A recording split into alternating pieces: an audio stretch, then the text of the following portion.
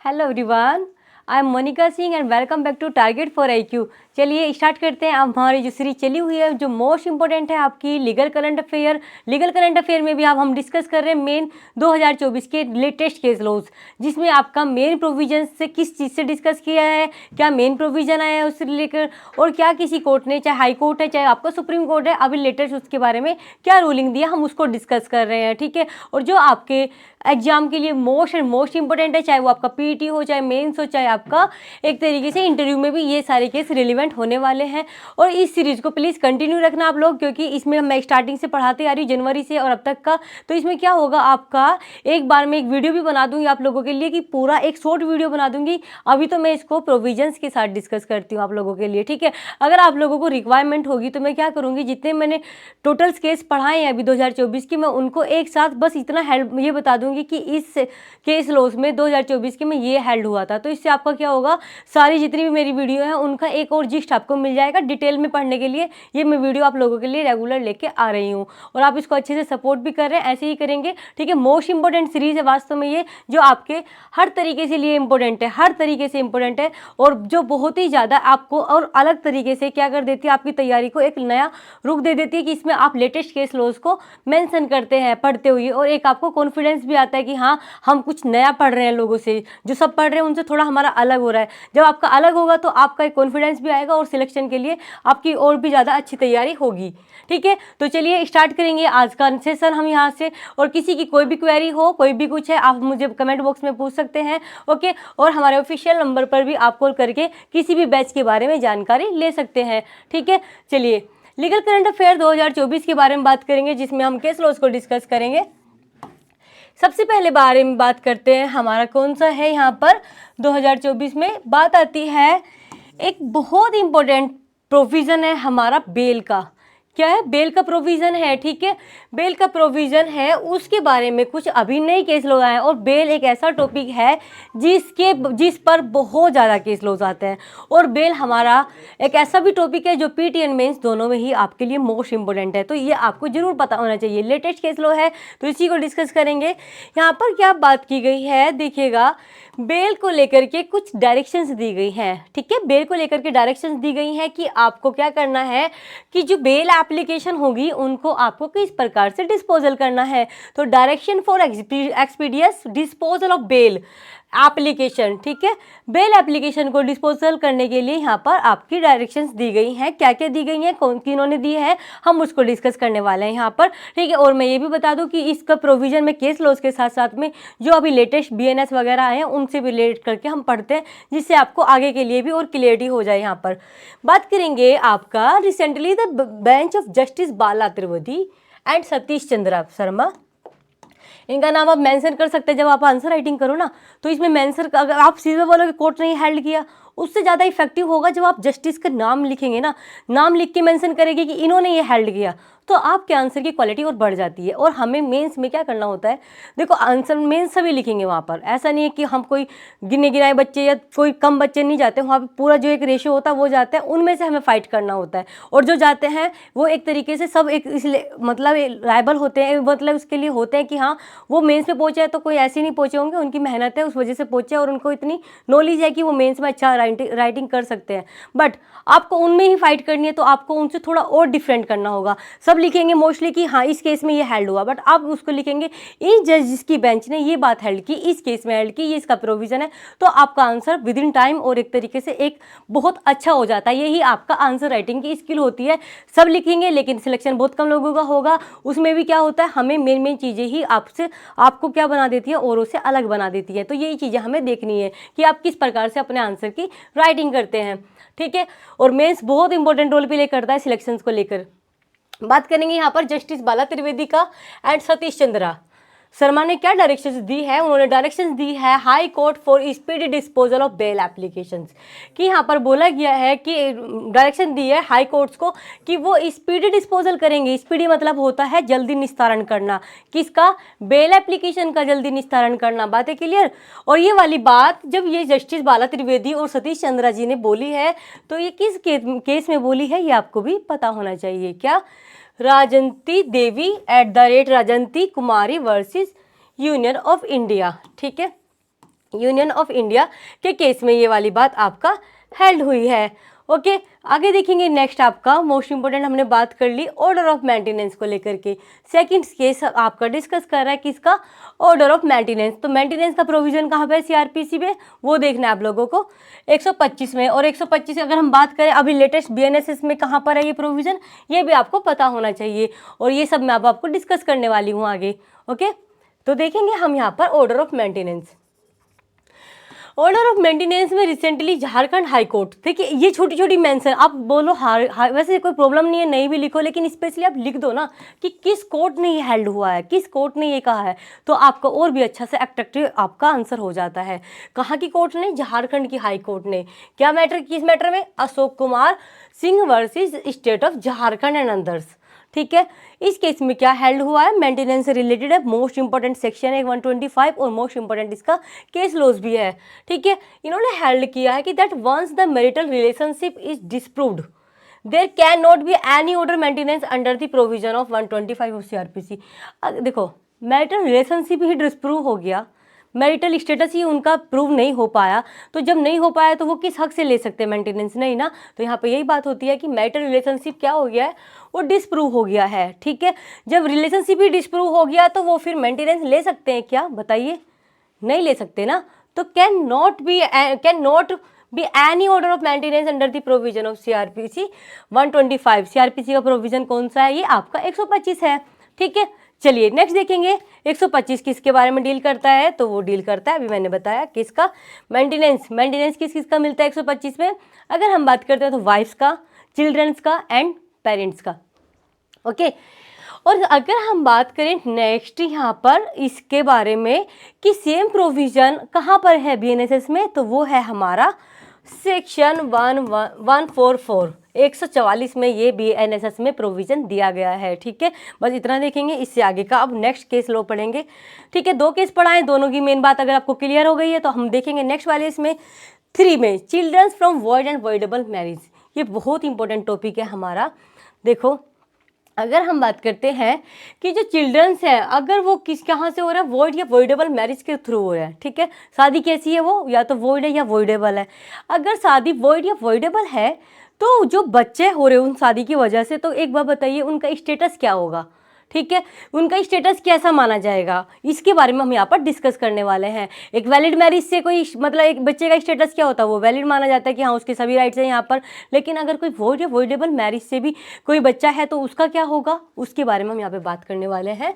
तो ये केस है आपका राजा गोंडर एंड अदर्स का केस है, एम सेगोंदर एंड अदर्स का केस है। इसमें हेल्ड हुआ है कि जो बच्चे हैं ना, चिल्ड्रंस अगर बोर्न आउट हो रहे हैं या तो वॉइड से या वॉइडेबल मैरिज से, ठीक है, marriage shall be considered as legitimate, मतलब वॉइडेबल मैरिज, तो वो वॉइडेबल मैरिज से अगर हो रहे हैं तो वो कंसिडर कैसे किए जाएंगे। एक बात होती है, एक तो होता है इलेजिटिमेट, ठीक है, इलेजिटिमेट होता है, एक होता है लेजिटिमेट। तो ये कैसे होंगे यहाँ पर, लेजिटिमेट होंगे या इलेजिटिमेट होंगे, तो देखिएगा इलेजिटिमेट होंगे यहाँ पर। ये बात हेल्ड हुई है कि क्या वैसे भी लेजिटिमेट माने जाते हैं, और ये भी डायरेक्शंस यहाँ पर आई है कि कैसे माने जाएंगे, लेजिटिमेट माने जाएंगे and would be treated as successor.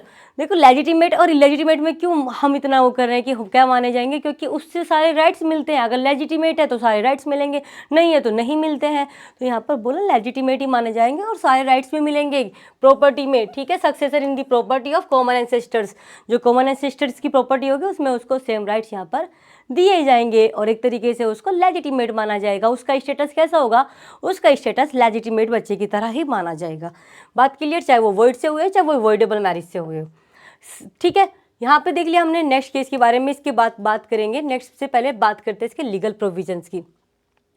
Legal provision की बात करते हैं तो ये कहाँ पर है, एचएमए में। हमारा एचएमए बोले तो हिंदू मैरिज एक्ट है ये 1955 का। ओके, तो ये कहाँ पर है, सेक्शन 16 में। सेक्शन 16 में कि जो स्पेशल प्रोविजन जो डील करता है आपका लेजिटिमेसी ऑफ द चिल्ड्रन से both in void and voidable marriage, चाहे वो वॉइड से हुआ हो चाहे वो आपका वॉइडेबल मैरिज से हुआ हो, उनकी लेजिटिमेसी कौन से सेक्शन में डिसाइड होती है, सेक्शन 16 में होती है। तो वो बच्चे वो कैसे माने जाते हैं, तो वो हमारे वॉइड, वो एक तरीके से लेजिटिमेट बच्चे माने जाते हैं। ठीक है, लेजिटिमेसी मानी जाती है उन बच्चों की। बात करेंगे हम नेक्स्ट पर। 3 बात हमने पढ़ ली है, 3 केस लॉज पढ़ लिए हैं, तीनों में मेन प्रोविजन देख लिए हैं कि उसमें क्या हेल्ड हुआ है और ये भी बात पढ़ ली है। आगे हम देखने वाले हैं 420 ऑफ आईपीसी, सेक्शन है 420 ऑफ आईपीसी। क्या कहता है 420? आप इसके बारे में बहुत बार पढ़ भी चुके होंगे, उसी से रिलेटेड केस लो। और जैसे मैंने आपको बताया कि आप क्या करें, जब भी मेरा लेक्चर आप पढ़ने बैठे इसको प्लीज़ कंटिन्यू रखें, इससे आपके बहुत ज़्यादा कंसेप्ट क्लियरिटी होगी।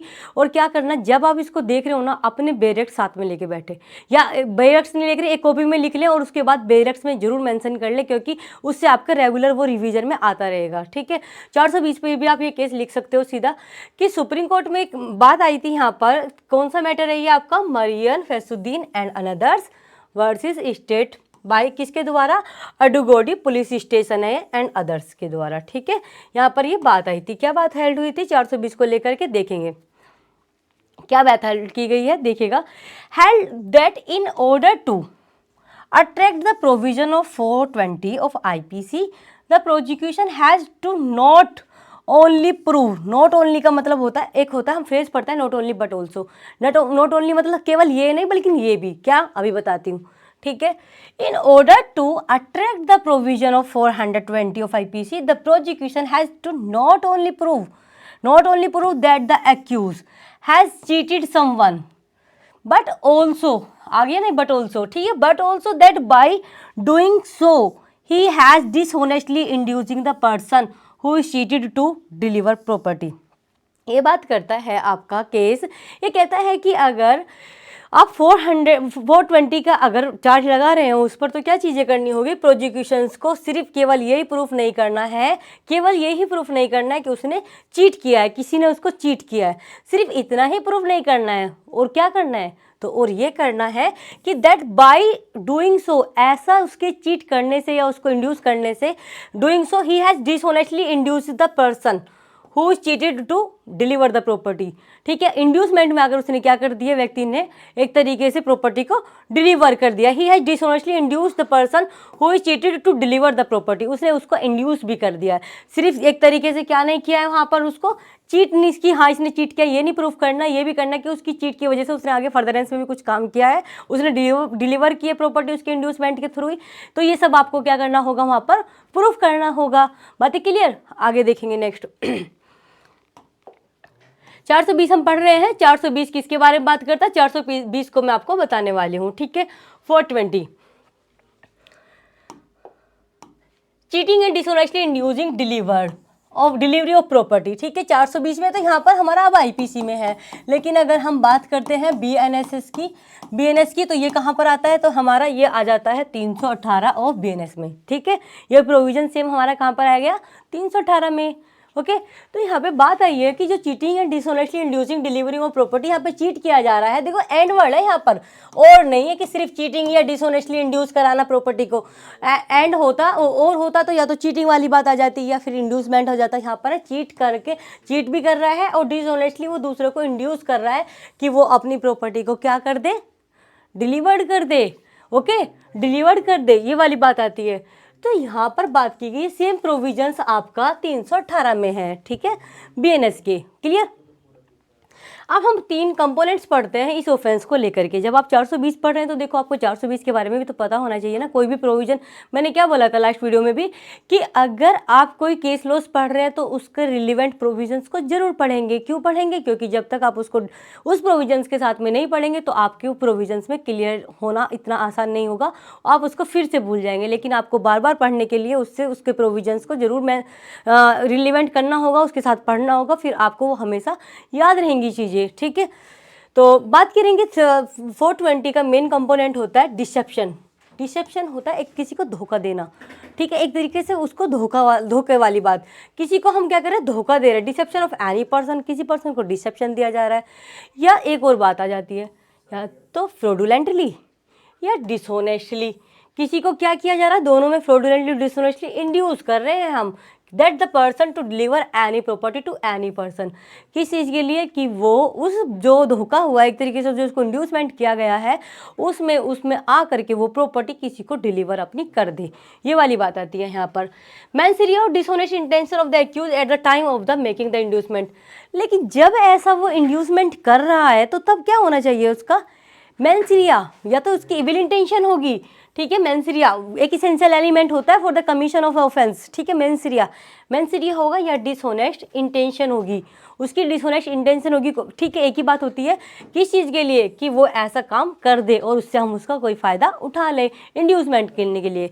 बात है क्लियर। इस तरीके की अगर हम बात करते हैं तो इसकी सज़ा कितनी एक्सटेंड हो सकती है, 420 की, extend to 7 years, extend to 7 year. Okay, next देखेंगे हम यहाँ पर आपका मोस्ट इंपॉर्टेंट एक और केस हम पढ़ेंगे, डिस्कस करेंगे, परफॉर्मेंस ऑफ सप्तपदी, ठीक है। Performance of a saptapadi, saptapadi क्या होता है उसके बारे में देखेंगे, ठीक है। सप्तपदी, तो परफॉर्मेंस ऑफ सप्तपदी के बारे में अगर हम बात करते हैं, सप्तपदी बोले तो 7 स्टेप क्या होता है, सबकी ना अपनी शादी के लिए क्या होते हैं हमारे यहाँ पर इंडिया में सबके अपने नए नए रूल्स रेगुलेशंस होते हैं। कहीं पर 7 फेरों के साथ में विवाह संपन्न होता है, कहीं पर 7 स्टेप से होता है, सबके अपने एक कस्टम्स होते हैं, सब उन्हीं के अकॉर्डिंग हम यहाँ पर क्या करते हैं, शादी की जाती है। उसी तरीके से एक प्रथा है 7 स्टेप जिसको हम बोलते हैं सप्तपदी। उसके बारे में केस क्या आया है और उसका कौन सा सेक्शन हिंदू मैरिज का है, हम वो भी अभी आपका डिस्कस करने वाले हैं, ठीक है। तो रिसेंटली कहाँ का हाईकोर्ट है, ये एमपी का है। और केस कौन सा है ये आपका, तो केस है ये आपका अजय कुमार जैन का and others versus state of MP का। ओके, केस लो देखा आपने। अब हम इसके बारे में डिस्कस करेंगे कि आखिरकार हेल्ड क्या हुआ है इसमें। तो हेल्ड देखेंगे, क्या 7 स्टेप को नेसेसरी बताया गया है या मना किया गया है, या अब इसके बारे में हम पढ़ने वाले हैं। तो इन्होंने बोला है कोर्ट ने कि नॉट कंसिडर्ड, क्या किया गया है यहाँ पर, नॉट कंसिडर्ड, एक मिनट, नॉट कंसिडर्ड, ठीक है, क्या कंसिडर नहीं किया है, ठीक है, not considered as a valid marriage, ठीक है। ऐसा नहीं है कि हाँ 7 स्टेप यानी सप्तपदी का होना जरूरी है for a valid marriage, unless and until the 7 saptapadi is performed. ऐसा नहीं है कि वो वैलिड मैरिज नहीं होगी अनलेस एंड अनटिल, जब तक सप्तपदी ना हो जाए तब तक ऐसा नहीं है। तो इन्होंने माना क्या है, क्या माना है, इन्होंने माना है कि has held that the Hindu law the marriage is not considered as a valid. इन्होंने हेल्ड किया कि हिंदू लॉ में कि the marriage is not considered as valid unless and until saptapadi perform, sorry, इसमें ये बात हेल्ड हुई थी कि यहाँ पे क्या बात की गई कि एक तरीके से शादी जो होगी वो क्या नहीं होगी, हिंदू लॉ में मैरिज वो होगी वो कंसिडर नहीं होगी, कैसी, वैलिड मैरिज नहीं होगी। कब तक वैलिड मैरिज नहीं होगी, इसमें ये वाली बात की गई है।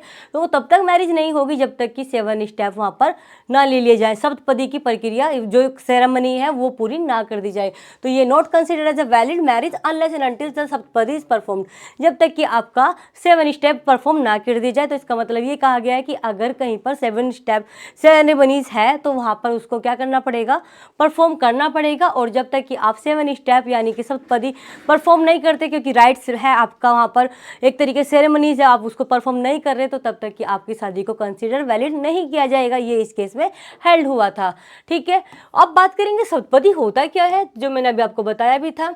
सप्तपदी एक तरीके से क्या होता है, टेकिंग 7 स्टेप्स, 7 स्टेप्स होते हैं, ठीक है, अराउंड द होली फायर, ठीक है। होली फायर के अराउंड क्या करने होते हैं, 7 स्टेप लेने होते हैं। अंडर द मंडप eight the time of the marriage is a fundamental and common ceremony performed among various Hindu communities. Hindi communities में देखते हैं कि क्या 7 स्टेप्स की क्या होती है, एक प्रथा होती है। अगर आपके वहाँ पर प्रथा है तो आपको वो पूरी करनी पड़ेगी, अगर नहीं करते हैं तो वो वैलिड मैरिज कंसिडर नहीं मानी जाती है। ये वाला केस में, इस केस में ये बात हेल्ड हुई थी। Marriage will be considered complete and valid upon the completion of 7th round around the Holi fire. जैसे ही 7 स्टेप उसने कंप्लीट, 7वां स्टेप पूरा किया, तभी उसकी शादी को मान लेते हैं कि वो अब एक तरीके से वैलिड हो गई है, शादी कंप्लीट हो गई है, ठीक है। 7 स्टेप के जब उसने राउंड कंप्लीट किया होली फायर के, तभी उसको क्या मान लेंगे कि वो वहाँ पर आपका कंप्लीट हो गया है। इसी तरीके से इसके प्रोविजन की बात करते हैं, क्योंकि सेरेमनीज को परफॉर्म करना आवश्यक होता है, एसेंशियल होता है, ठीक है। उसके बिना शादी को यहाँ पर मना किया गया था।